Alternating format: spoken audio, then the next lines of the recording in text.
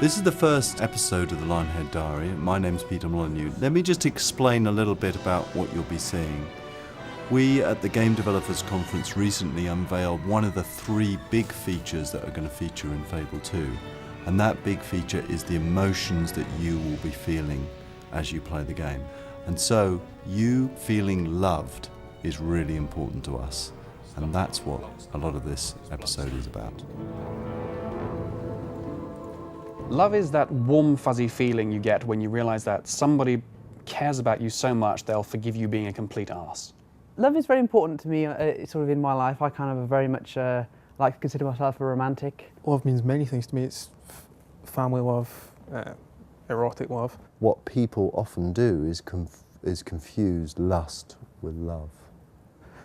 Love for pizza, love for coffee. God, I love coffee.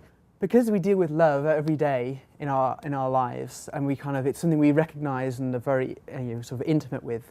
If it's faked on screen, it can be very jarring. It can be very obvious that it's wrong, and so it's very difficult to get that right.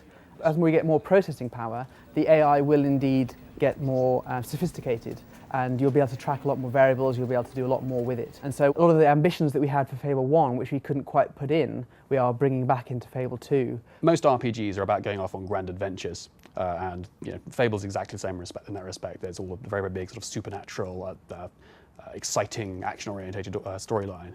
But what we try to do with Fable games is we try to make sure that the player realizes that all the things he does out in the world while he's out adventuring have a really, really big impact on the rest of the world and how the rest of the world sees them.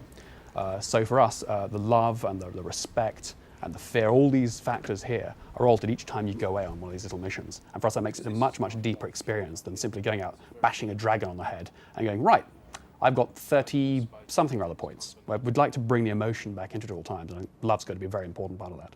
In Fable 1, we had you do the sexy expressions and stuff, and they like you more. You give them gifts, they like you a bit more. And we kind of try to build on that. So there's that aspect of it in Fable 2, but there's a lot more to it as well to try and get someone to fall in love with you. And hopefully we'll get the balance right such that if you find one person, the way they talk to you, it slowly builds, and you can tell you're getting there slowly, and I think they'll sort of maybe want you to take them out as well, rather than just giving them gifts. They might want to go for a nice walk with you.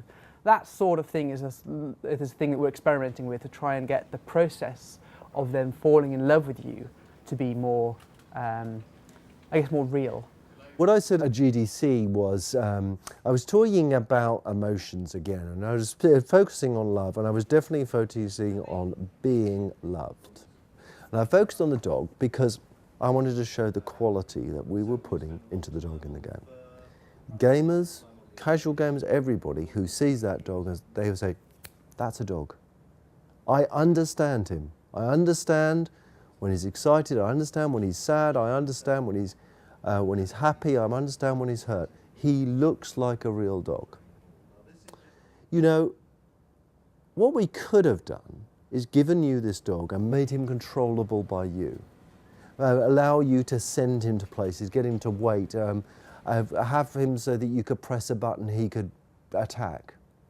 That would have been the easy thing to do, but no, we've been brave about this. We give you no control over the dog. I don't press a button when I go out with my dog for a walk. I just go out with the dog, and the dog does his thing. And he knows that if I don't like something, he damn well doesn't do it. That's how you control the dog in the game.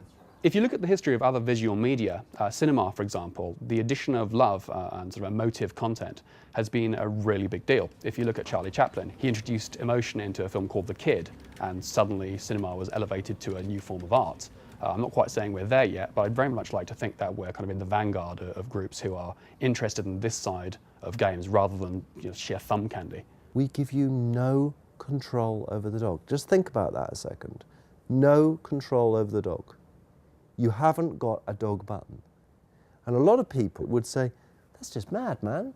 How can I be engaged with something? And what we've said is, you control the dog by playing the game. You control the dog by worrying about you as a hero. I think the very fact you don't control him makes him feel real. Makes him feel like something that has a mind and that has an agenda. And that agenda, first and foremost in that agenda, is his love for you. his willingness to sacrifice himself for you, his need to please you in everything that he does.